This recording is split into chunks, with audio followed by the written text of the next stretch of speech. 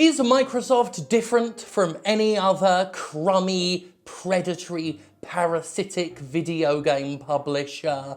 No! In terms of behaviour, I'm beginning to not think so. Nevertheless, we are going to talk about them today, and I am sure that some commenters are already proclaiming that I am biased against Microsoft. Yeah.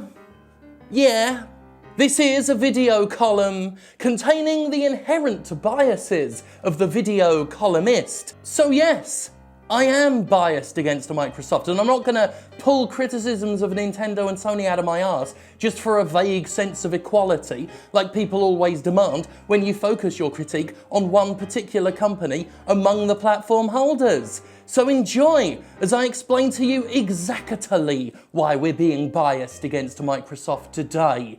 They deserve it, for God's sake.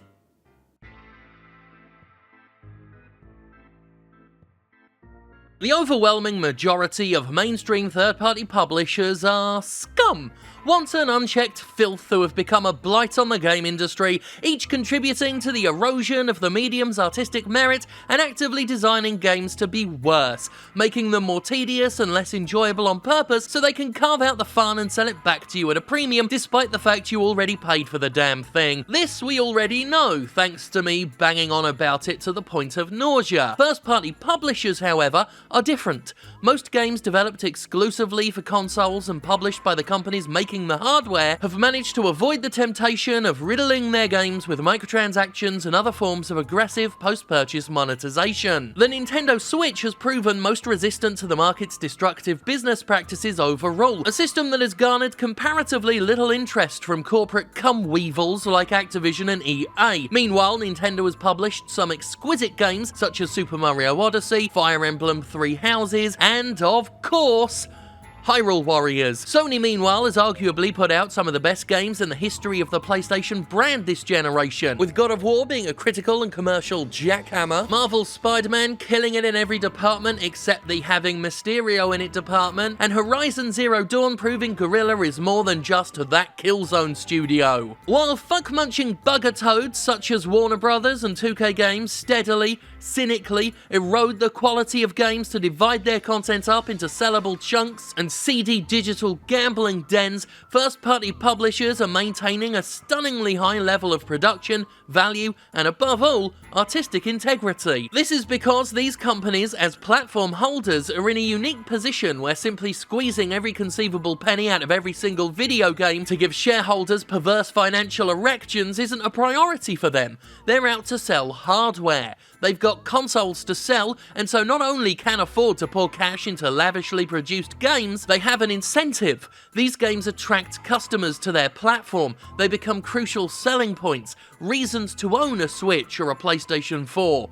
There are cynical business motivations, but these motivations compel these companies to actually put out good, honest, feature-complete games, where the most money-grubbing move you could expect to find would be a bit of DLC and a season pass. But there's an exception to the rule, a glitch in the system, a spanner in the works, and by spanner I mean a fucking tool. That fucking tool is Microsoft, a company that, like Nintendo and Sony, has a reason to produce high-quality games without overreaching monetization and just doesn't. Just straight up bloody doesn't. No, in terms of output and in-game economics, Microsoft behaves no differently from any voracious, predacious, rapacious third-party plunderer. And, worse than that, I believe we can quite safely say that a lot of the looting and pillaging of customer wallets we've seen this generation, the worst excesses of an industry that simply cannot help but luxuriously shit itself in the name of the almighty dollar, can be blamed in no small part on Microsoft. Yes, indeed. The producer of the Xbox One is not only a contributor to the ruination of the AAA game industry, it's been in the goddamn vanguard of it.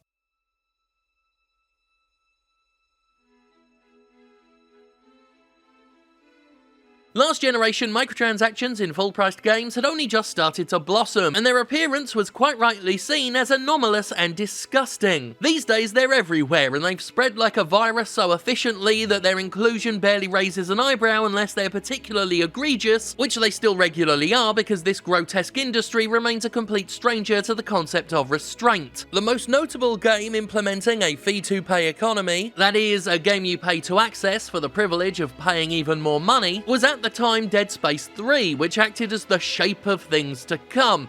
Dead Space 3 had its entire foundation altered from previous Dead Space games to support a ham-fisted economy of crafting and resource grabbing that killed the series' horror vibe, all because EA had seen microtransactions flourish in mobile and sports games and wanted a bigger slice of the action. Everyone's favourite vampiric Dick Baron of a company was also raking it in on microtransactions for Mass Effect and FIFA. The sheer revulsion voiced by many in response to this microtransaction encroachment fell on deaf publisher ears, eager as they became to exploit the holy fuck out of their software and their own customers in the process. This generation, of course, the whole industry is a mess of digital currencies and confusing economies, and we can all thank Microsoft for its significant part in normalizing the whole despicable charade. Microsoft saw the shape of things to come and set about manufacturing the template.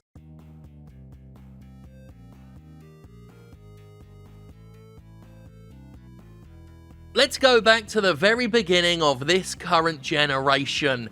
Hot off the heels of a failed attempt to position the Xbox One as an invasive DRM machine, Microsoft swiftly moved on to its next plan, the outrageous normalization of microtransactions in premium-priced games. Unlike Nintendo and Sony, Microsoft went all in on microtransactions at the very beginning of this generation, obnoxiously going out of its way to make them a standard and expected part of the AAA game experience.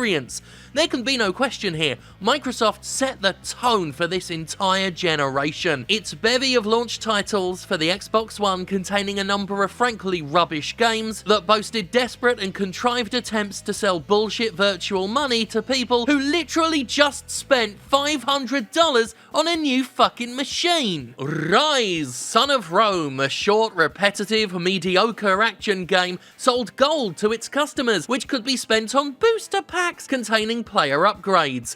As a title that, at the time, was being used to heavily promote the Xbox One, with its still admittedly impressive graphics, its inclusion of premium gold was a big part of making the practice look routine rather than obscene, which it was, the latter not the former. Rise was but one first-party launch title with microtransactions. Forza 5 was in on the scam, criticised as it was for a notable scaling back of in-game content and a focus on selling incremental rubbish to the unsuspecting. Developer Turn 10 needed to adjust it to microtransactions after significant fan backlash because they were so untenable. Forza 5 launched as a restrictive, grindy experience that focused more on making money for the publisher than making entertainment for the customer. But hey, at least the game got good reviews. Yippee! And then there was Crimson Dragon. Yes, Crimson Dragon, not at all a frigging disaster of a game, not at all soulless, not at all visually hideous, certainly not a crude mockery of the Panzer Dragoon series that made the Xbox One look about as appealing as a stick of shit in a beehive. And of course, you could buy the game's in-game jewels for real money, but hey, at least the game got good review.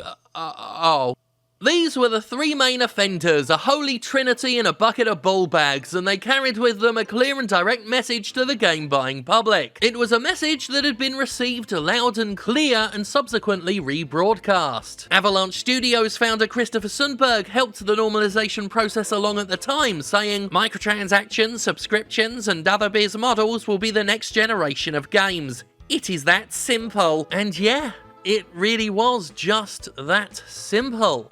Simple and clean is the way that you're making me feel tonight. It was that simple because the industry decided, simply, that this was the new reality. And with its launch titles, Microsoft made that reality happen. I mean, the snowball effect of microtransactions in premium-priced games was always gonna happen, but it was Microsoft that officially turned it into standard procedure, enabling everyone else. Rise, Forza 5, Crimson Dragon, they made microtransactions standard for this generation, provided a queue that third-party publishers eagerly picked up. While Nintendo and Sony have used, good games to make their consoles appealing, Microsoft was busy using its launch titles as Trojan horses, smuggling the notion of predatory exploitation into people's homes with games that were supposed to be system sellers. Not gold and jewel sellers. Everybody knows the best jewels are my jewels! This is especially notable because when a console first launches, your options are gonna be limited. Hell, the only reason to play something as dreary as Rise is because you don't have much else to play. Customers had few options, except those games that sold them pretend cash for authentic cash. This, by the way, is how conditioning works, and Microsoft conditioned its customers like a hair conditioner or something. Microsoft was a big proponent of the industry's favourite propaganda, justifying these heinous business models way back in 2013, liberally using the "it's optional" excuse that we've demolished on this show many a time before. "Microtransactions are merely there as a convenience thing for people," said Microsoft's Justin Roby when talking about Rise. "It's completely optional, and is not required in any way, shape or form for gameplay. All content is accessible without using it. The message is very simple. It's optional, and it doesn't give you really any major benefit. I really want people to understand it's optional, and it's just convenience. That's it. There's nothing sinister." 3 "it's optionals" in one excuse. They were really trying to sell that crap hard, huh? And the sale worked. The industry has repeated and repeated that deception to the point where some of these executives almost believe it. And in this justification, Microsoft tipped the industry's hand when it comes to how modern games waste your time to sell you convenience. The time wasting, of course, not being optional in the first place. What if I wanted to buy this? Well, you could grind. Well, don't have grind be your answer. Okay, fine. Then you can pay a few bucks. Funny, these days the grinding has gotten so blatant you'd likely never find a game executive willing to say something like that. They avoid saying grind now and simply say that they sell time savers without drawing any attention to the time wasting. It's always worth looking at old quotes from industry mouthpieces. So many of them are unwitting admissions of culpability. Not all of the first-party X-Bone games had fee-to-pay economies, though. Loco Cycle didn't. Do you remember Loco Cycle? Do you? I do. I played it last week, and who can say that? Nobody. Nobody else can say they played Loco Cycle last week because I guarantee you I'm the only one who did. It had live-action cutscenes. Live-action cutscenes that were shot and dressed like a fucking porno, but with significantly worse acting. 안녕하세요. 다쟁. Sorry, 좀 봐줬어요. You get it, she's a world leader but also a woman, so she likes it when you ask her if she's not right.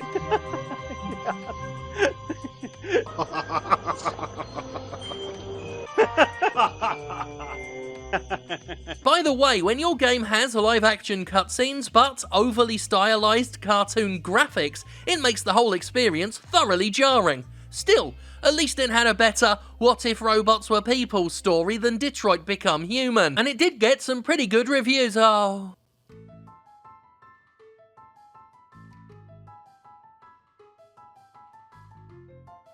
Since launch, Microsoft has continued shoveling microtransactions into its games, despite Nintendo and Sony demonstrating how thoroughly unnecessary they are, and I think it's no coincidence that the Xbox One has objectively shitter first-party exclusive games. And that is objective, it was agreed upon in the Senate. The Senate of bad video games. Forza has continued to implement them, Halo 5 Guardians, as well as being a piece of crap, added microtransactions to the Xbox's Premier Series for the sheer hell of it. While God of War was providing excellent storytelling, amazing combat, and gorgeous visuals, Halo 5 was, well, who the fuck knows what Halo 5 was up to. It certainly wasn't being good while it was selling rec packs for the sake of, you guessed it, convenience. I feel like at some point in this video I must also mention Sea of Thieves, but that's a little bit difficult because I never think about Sea of Thieves.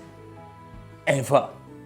Microsoft even jumped aboard the loot box bandwagon when in-game gambling became the hot new way to trick money out of people. Loot box bullshit stuck out like a neon penis in Gears of War 4, where you would buy randomized item packs with the risk of duplicates that you'd have to manually scrap. There was no need for any of this. Loot boxes were in because they were raking in cash for the filthy ilk of Activision and EA. Nintendo and Sony wasn't using them. Microsoft was just being purely, nakedly fucking greedy. And then they had the sheer shitting nerve to expect praise for not putting loot boxes in Gears 5 when they had no business being in there to begin with. And this is while still putting bollocks microtransactions into Gears 5. You won't believe this, but Gears 5 developer The Coalition positioned the removal of loot boxes as ahead of its time, an innovation worthy of acclaim.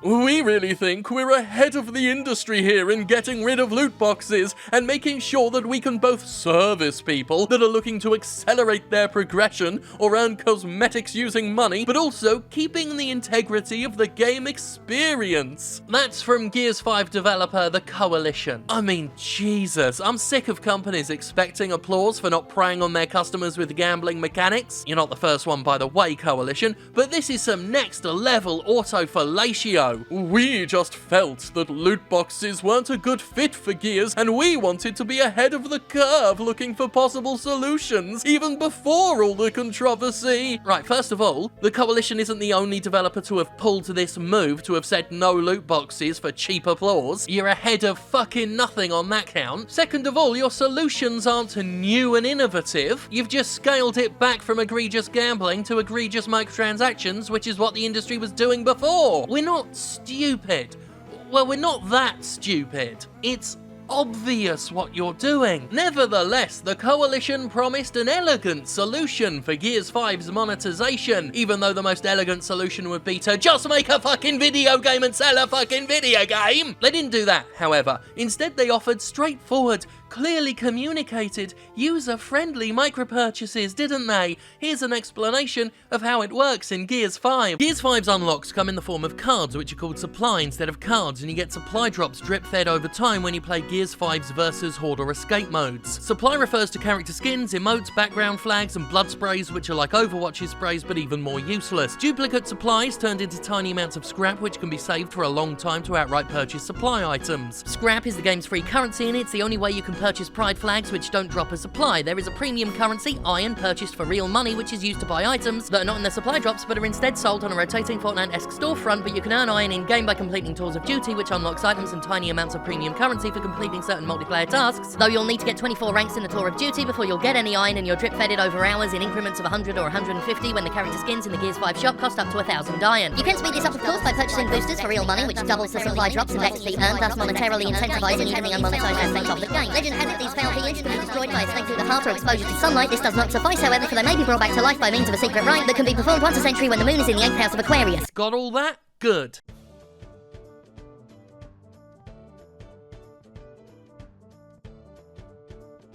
Look, Microsoft has done some good things. It's truly ahead of the curve when it comes to accessibility in its games and hardware, working hard to ensure people with different needs and limitations can enjoy their products. They've opened themselves up to other platforms, working with rather than against Nintendo, and even putting their games on Steam. The Game Pass paying a reasonable fee to access a wide library of titles is great, but this is the company that got into games for no other reason than the fact it didn't like Sony's market share in the industry and wanted to weaken it. This is the company that spearheaded the concept of charging for access to multiplayer features. This is the company that tried to turn the Xbox One into a DRM machine. This is the company so uninterested in using software to sell hardware that the Xbox One X, the world's most powerful games console, had no original new games taking advantage of it at launch and had to rely on Super fucking Lucky's Tale and a bunch of existing third-party games that just looked a bit better. And yes, this is the company that normalized microtransactions in games that you pay for. It didn't invent the concept, it's not the most vile offender, but as a major platform holder with greed-fueled launch titles and a continued exploitation of its first-party software, the company tripped over itself to make all of this bullshit standard and ensure it would only get worse from 2013 to now. It is Microsoft's fault the industry is a goddamn shambles. This blame is shared, among others, but a big big portion of it falls onto the Xbox purveyor's shoulders, and it didn't have to contribute to the industry's ruination. It didn't have to influence the industry with its poison. It could have, and should have, done what Nintendo and Sony have been doing. Maybe the Xbox One would have had more decent exclusives, but instead, it chose to prioritize selling you shite after it already sold you shite. At the top of this video, I said Microsoft is no different from the average third-party publisher parasite. At this time, I would like to amend my statement. In many ways, it's fucking worse. As we wrap up, incidentally, I did play some of the old games just to prep for this and get some footage. Rise really had some good ideas going for it. They just repeated the ideas without variation throughout the entirety of the brief campaign. The idea of quick-time event-based executions that are communicated to the player with coloured flashes that correspond with the colours on the Xbox controller button. That's interesting. That sort of idea needs accessibility options for people who cannot see certain colours, but it was still an elegant, interesting idea. And then there were these like siege and battle areas of the game where you commanded troops. It's just once you did something, you knew you'd see it again and again and again. And overall, the game was mediocre, the story was pointless, and Rise just had nothing to say. Crimson Dragon was a mess. I played it on a controller. I dread to think what the Kinect implementation was like, because that's what it was positioned as. A lot of these games had shoveled in Kinect functionality. Rise had it too, where you could yell like, fire arrows or whatever it was. But Crimson Dragon, hideous, absolutely shockingly bad. There are moments in that game where the camera is having just such a wild time of its own accord. You cannot follow what's happening on the screen, and that's not helped by the fact that the colours are so garish. And not in a good way. I like garish things, but if it gets in the way of the functionality where I'm like, I can't tell what anything is, it's terrible. It's embarrassing. I'd go that far as to say that Crimson Dragon is embarrassing. And then I played Loco Cycle, which actually, like Rise, had some interesting ideas going for it. Being a sentient bike flying up in the air and smacking things and doing combos, like melee combos, as a bike while hovering. That is fun for like a minute, and then they just don't do anything with it, and then they combine it with shooting where you're firing at other cars, and that's just really bad. So they married some decent ideas to just some bad shit. And then there was another game. No, that was the three I did. I didn't do Forza. Racing cars.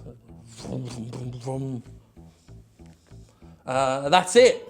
I hope you liked my video, what I did. I made it especially for you, so you can all thank me for that, and I will graciously accept your thanks while at the same time you thank God for me.